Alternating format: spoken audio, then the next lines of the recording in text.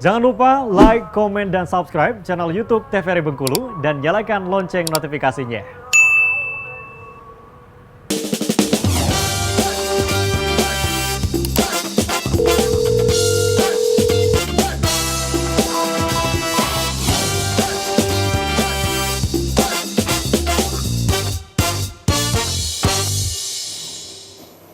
Pemirsa, terima kasih Anda masih bersama kami dalam Dokter Kito Bersama Kita Sehat. Dengan tema kita kali ini membahas mengenai diabetes mellitus. Nah pemirsa, tadi Dokter Wenti menjelaskan ya dok ya, bahwa memang ini tadi dijelaskan glukosa tidak dapat masuk ke dalam. Nah itu sebetulnya penyebabnya apa? Apa penghambatnya dok? Mungkin bisa langsung dijelaskan dokter. Jadi kan tadi kan sudah batas ini ya, glukosa tidak bisa masuk ke dalam selnya. Jadi ada faktor resikonya nih. Nanti saya ada dijabarkan di sini ya. Yang pertama itu biasanya karena gaya hidup ya. Kemudian aktivitas yang kurang. Jadi terlalu malas juga bisa nih mulai ya. Obesitas, kebiasaan makan juga kurang aktivitas, hipertensi dan genetik. Jadi semua itu ada perannya. Dan itu mempengaruhi si aktivitas insulinnya tadi ya. Baik. Selanjutnya, nah gejalanya apa nih? Biasanya kita kenal dengan trias klasiknya. Trias biasanya 3, kenapa di sini 4 ya? Oke, jadi kalau triasnya itu yang poli-poli ini loh. Polifagi, poliuri, polidipsi, plus ada tambahan glikosuria. Nah, jadi apa maksudnya nih? Bahasanya aneh ya. Iya, apa tuh dok? Ya, jadi saya jelaskan ya. Nah, jadi kan kita tahu tadi glukosanya tidak bisa masuk nih ke dalam sel. Maka apa yang terjadi? Tubuh kekurangan energi. Akhirnya apa? Tubuh berpikir nih, bagaimana caranya mendapatkan glukosa lain. Akhirnya mencarilah di cadangan-cadangan glukosa, yaitu terjadi liptolisis dan proteolisis. Apa maksudnya? Liptolisis ini memecah di jaringan lemaknya untuk mendapatkan glukosa. Proteolisis ini memecah protein di sel adiposa, biasanya di jaringan otot. Nah, ini menyebabkan berat badannya turun. Makanya penderita diabetes biasanya berat badannya turun. Tapi terjadi polifagi, rangsangan laparnya meningkat karena berat badan turun karena tadi dipecah oleh glukosanya dipecah yang di dalam cadangannya itu membuat dia merasa lapar. Itu yang dinamakan polifagia. Nah, kemudian pada filtrasi ginjal, kadar gula darah tadi kan tinggi nih. Dia akhirnya disekresi, dikeluarkan melalui kencing. Nah, sehingga kencingnya itu mengandung gula. Itulah yang disebut glukosuria. Nah, si glukosa ini dia itu memiliki sifat namanya osmotik. Dia menarik cairan sehingga cairan itu banyak ditarik menyebabkan sensasi kencing. Nah, jadi kencingnya semakin sering karena tadi si glukosa dalam urinnya tadi menarik cairan, akhirnya kencingnya semakin sering. Nah, ini berkelanjutan nih. Karena semakin kencing sering kencing tadi, polisuria tadi, itu menyebabkan tubuh kita dehidrasi karena banyaknya cairan yang keluar. Nah, ketika tubuh dehidrasi ini menciptakan rangsangan haus. Jadi semakin haus, semakin sering minum, jadinya semakin kehausan. Itu yang dinamakan polidipsi ya. Kita lihat nanti ya. Nah, ini kan glikosuria tadi. Nah, menciptakan poliuria ya. Nah, kemudian dehidrasi ini tubuh kita tadi. Akhirnya terjadi polidipsi, haus terus. Nah, jadi sebenarnya gejalanya itu sangat berkaitan ya, berentetan karena dipengaruhi banyak hal tadi. Mungkin selebihnya akan dijelaskan oleh Dokter Juni.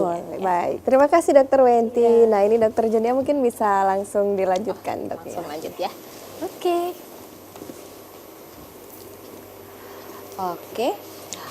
Tadi sudah lumayan banyak yang dijelaskan oleh Dokter Wenti. Jadi sekarang akan saya jelaskan dari diagnosis sampai ke nanti edukasi di belakang. Terutama ini untuk pemirsa di rumah. Sebentar lagi ya besok ya. Kita masuk ke bulan Ramadan, jadi akan ada beberapa tips khusus untuk penderita diabetes. Saya harus bagaimana, makan saya gimana, apakah saya boleh puasa, apakah tidak, gitu. Oke, kita mulai.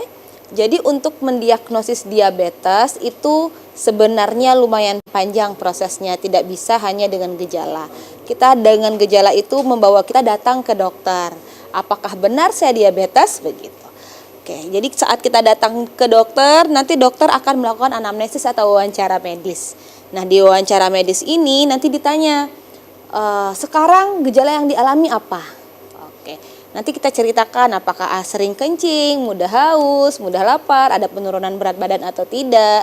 kemudian apakah ada gejala lain yang menyertai, karena biasanya DM itu serentetan dengan yang lain.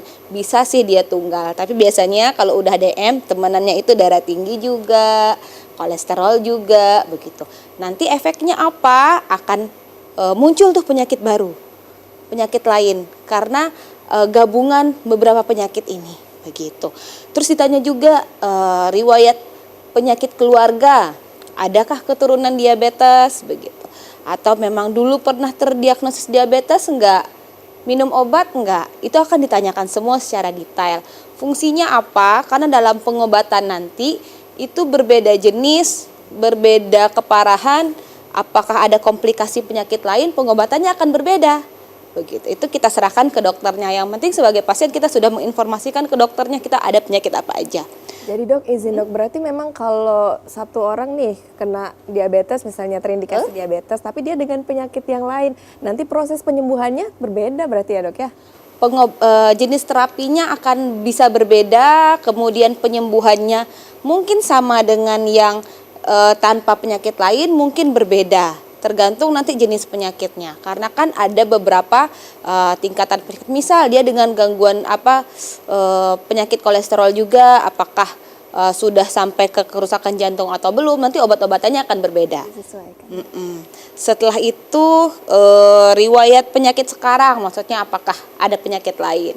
Setelah dilakukan wawancara medis, dokter merasa sudah cukup informasi yang didapatkan, kita lakukan pemeriksaan fisik penunjangnya, apakah ada kelainan-kelainan lain yang mengarah apakah sudah ada komplikasi atau belum. Karena jarang penderita DM itu datang dengan gejala awal saja, pasti itu sudah ada komplikasi lanjutan. Pandangannya mulai kabur, kakinya mulai sering kesemutan dan lain-lain. Setelah itu kita lakukan pemeriksaan penunjang. Ini pemeriksaan labor. Bisa gula darah sewaktu, gula darah puasa. Makanya nanti itu karena proses, saya tidak jelaskan detail ya pemeriksaan penunjangnya, itu ada panjang banget dari awal datang. Makanya setiap orang yang datang, nanti yang disarankan oleh dokter, pemeriksaannya belum tentu antara si A dan si B sama. Tapi pemeriksaan first line-nya yang dasar, yang paling mudah kita temui, bisa pakai stick, kan ditusuk di ujung jari, itu lebih mudah ya screeningnya. Gula darah sewaktu, tanpa pasien harus puasa dahulu. Tapi ada beberapa kondisi memang akan disuruh puasa dulu ya, nanti kita cek gula darahnya begitu. Atau konsumsi gula dulu sekian waktu, puasa terus kita periksa gula darahnya. Itu nanti kita serahkan ke dokternya. Oke, ada juga pemeriksaannya HbA1c, C-peptide dan lain-lain. Itu jenis-jenis pemeriksaannya. Setelah kita tegakkan, oh iya nih hasilnya sekian, oke, tegak diagnosis diabetesnya. Kita lakukanlah pengobatan. Tergantung tadi hasil pemeriksaannya, kemudian usianya, jenis diabetesnya, apakah diabetes ada terjadi di kejadian lain, misalnya diabetes gestasional, itu diabetes yang munculnya pada kehamilan, itu ada. Setelah itu kita udah diobati, udah bukan hanya tuntas sebatas itu saja minum obat, kita harus lakukan pemantauan dan pencegahan, serta apakah sudah ada komplikasi. Kita lihat di belakang ya. Oke, ini pengobatannya kita bahas. Jadi pengobatan diabetes itu tergantung jenis dan keparahan penyakit. Perlu penanganan komprehensif dan berkesinambungan. Jadi tidak bisa, aku kan udah minum obat, jadi saya udah bebas nih, makan bebas gitu, nggak bisa. Karena akan ada resiko ke depannya. Dan untuk mencegah terjadinya komplikasi lebih lanjut itu, perlu screening dini nanti apakah ada arah-arah ke komplikasi itu. Jadi menjelang komplikasi terjadi kita bisa cegah. Begitu. Nah, untuk pengobatan ini pertama ada yang paling basic, semua pasti gaya hidup sehat dulu. Gaya hidup sehat. Betul. Baik. Nah, ini semakin menarik karena masih banyak lagi pengobatan yang lain ya, Dok. Kita lanjutkan usai jeda pariwara berikut. Pemirsa, jangan kemana-mana, tetap bersama kami dalam Dokter Kito Bersama Kita Sehat.